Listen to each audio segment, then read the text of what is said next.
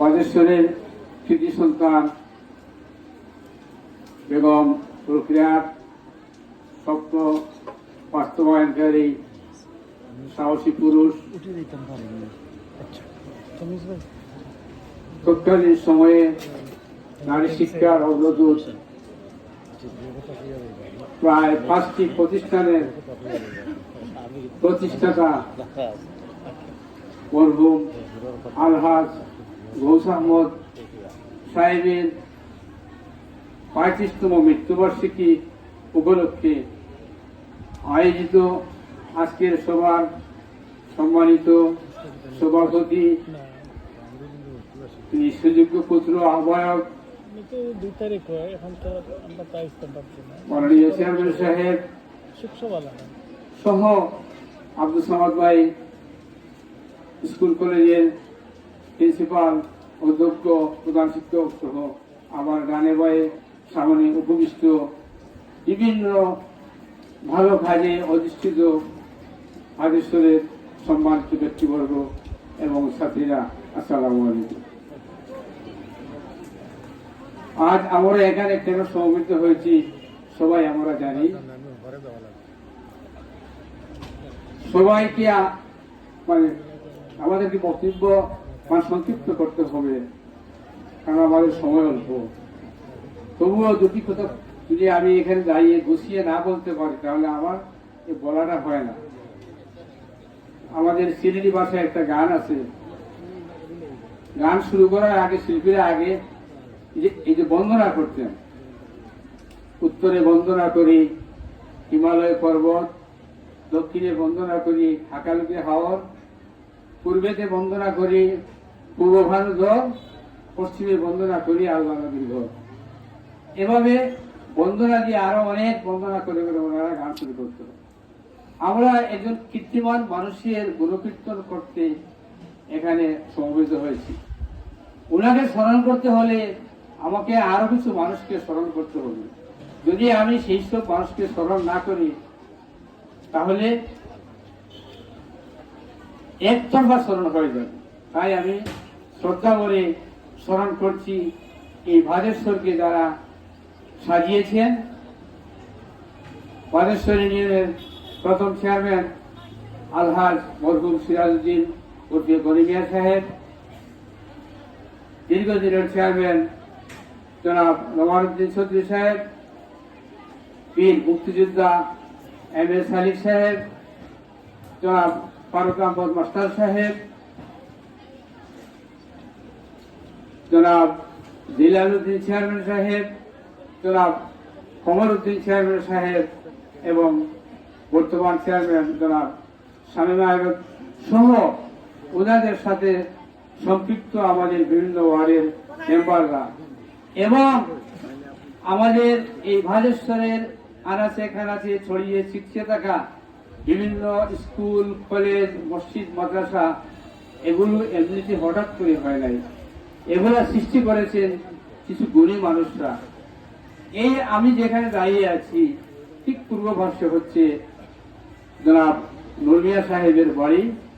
উনার মাধ্যমে সৃষ্টি হয়েছে ভাদেশ্বর হাফিজিয়া মাদ্রাসা। এভাবে আমাকে স্মরণ করতে হবে সেই মহাপুরুষদেরকে যারা আমাদেরকে এই সুন্দর একটি ভাদেশ্বর উপহার দিচ্ছেন এবং এখনো দিয়ে যাচ্ছেন। আপনারা সবাই জানেন মরহুম গৌস আহমদ সাহেবের প্রতিষ্ঠান 3টি। 2টি আমরা নির্দ্বিধায় বলি, একটা কথা বলতে কৃপণতা বোধ করি, আর আরো 2টা আমি আজকে যোগ করেছি, মোট হলো 5টি।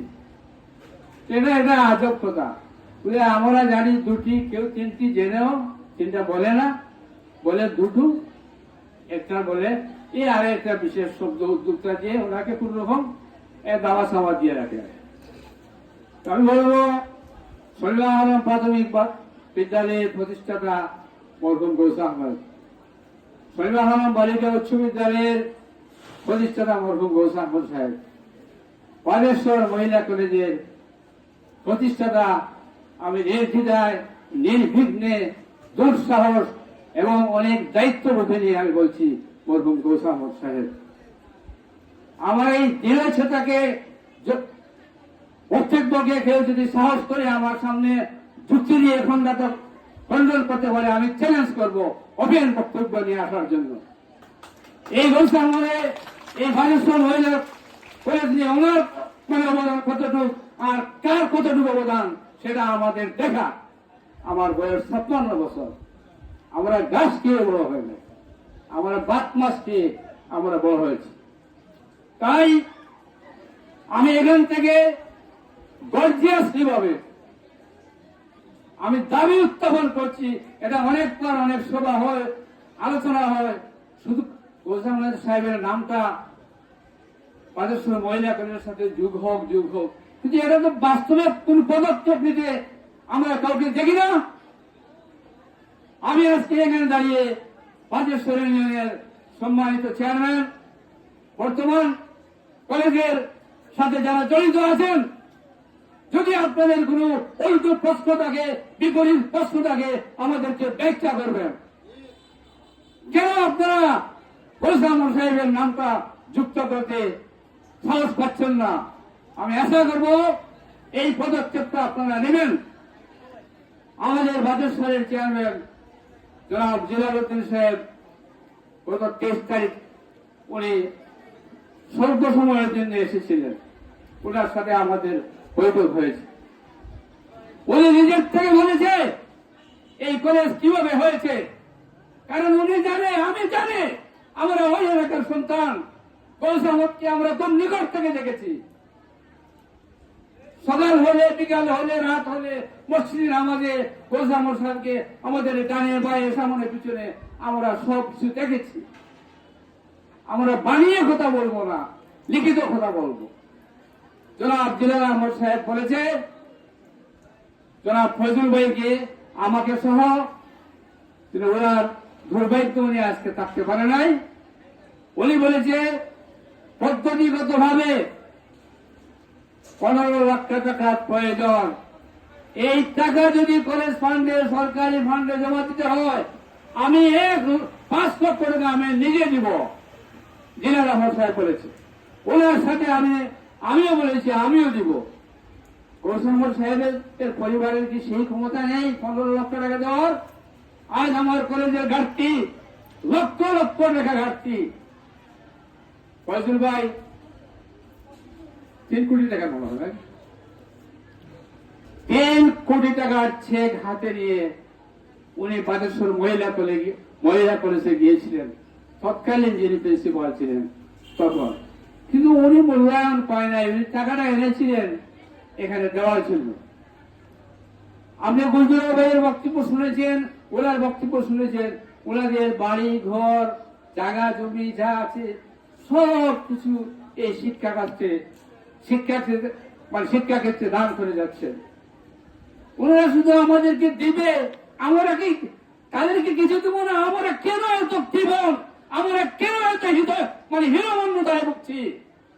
আমরা দেখতে চাই যারা গোলসামর নাম বালেশ্বর মহিলা কলেজের সাথে যুক্ত করতে যারা বাধা সৃষ্টি করবে, তাদেরকে আমরা সমাজের শত্রু মনে করব। আমাদেরকে উপযুক্ত কেন দর্শাতে হবে? কেন আপনি বাধা দিচ্ছেন? সম্মানিত সুধীবিন্দু, শুধু নামে আমরা বলতে দিতে হবে। আমরা শুধু গুণগান গিয়ে ওনার আত্মার মাহফিল কামনা করে আমি চলে গেলাম, এটা হবে না। গোলসামর কি দিয়েছে? আমাকে একটা শিক্ষিত বোন দিয়েছে, আমাকে একটা শিক্ষিত মা দিয়েছে। আমাদের মেয়েরা, আমাদের বোনেরা, আমাদের ফুফুরা আজ ডাক্তার হচ্ছে, ইঞ্জিনিয়ার হচ্ছে, শিক্ষকতা করছে, দেশে বিদেশে সুনামর সাহেব ওরা বিচরণ করছে। এই সমাজটাকে ওরা এগিয়ে নিয়ে যাচ্ছে। তাই আমার বক্তব্য, অনতিবিলম্বে আমাদের বালেশ্বরের আরো যারা গুণীজন আছেন তারা দুর্বার গতিতে আইনসম্মত ভাবে এগিয়ে আসুন। আমরা বালেশ্বর মহিলা কলেজের নামের সাথে যেন বালেশ্বর গোলসামর মহিলা কলেজ নামটি যোগ করতে পারে। এটা আপনারা আমাকে শিখিয়ে দেয় নাই। এরা গৌসামের পরিবার থেকে এখানে দাঁড়িয়ে আমাকে কি বক্তব্য দিতে হবে সেটা ওনারা আমাকে শিক্ষা দেয় নাই। আমি নিজের থেকে বলছি, গৌসামকে যদি কেউ খাটো করতে চান, ওপেন মিটিং দেখেন কিভাবে আমরা বিতর্কে আসবো। আপনি খাটো করার চেষ্টা করবেন, আমরা আমাদের যুক্তি দিয়ে বড় করার চেষ্টা করব ইনশাল্লাহ। আমি বলেছিলাম 5টি প্রতিষ্ঠান, 3টি প্রতিষ্ঠান আমি নির্দ্বিধায় বললাম। সলিমা খানম প্রাথমিক বিদ্যালয়, সলিমা খানম বালিকা উচ্চ বিদ্যালয়, বালেশ্বর মহিলা কলেজ, এই 3টি গৌসামদের প্রতিষ্ঠাতা। এটা একটা গোল প্যাচের মধ্যে অন্ধকার হীনমন্যতার মধ্যে নিমজ্জিত হয়ে ওই গেটের মধ্যে বালেশ্বর মহিলা কলেজের সাথে গৌসামদ নামটা এখনো যোগ হচ্ছে না। ইনশাল্লাহ এই প্রজন্ম এরা বাস্তবায়ন করবেই করবে। আমি আরো 2টি প্রতিষ্ঠানের কথা বলছি, আপনারা হয়তো অনেকে জানেন, অনেকে জানেন না। ওনাদের বাড়িতে যে ঘর আছে, একটি ঘরকে ওনারা মিউজিয়াম জাদুঘর হিসেবে দান করে দিয়েছে। ওই ঘরে আপাতত গৌসামদ সাহেবের স্মৃতি বিজড়িত, ওনাদের পরিবার কেন্দ্রিক স্মৃতি বিজড়িত কিছু জিনিস রাখা আছে, ভিজিটিং বুক আছে। আপনারা যাবেন, দেখবেন, এ থেকে শিক্ষা নেবেন।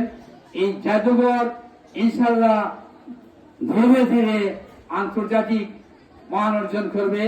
এটি জাদুঘর মানে হচ্ছে অজানাকে জানা, নিজের অতীতকে জানা, অতীতকে জেনে বর্তমানের কে যোগ করে আগামীর সফল স্বপ্ন দেখা।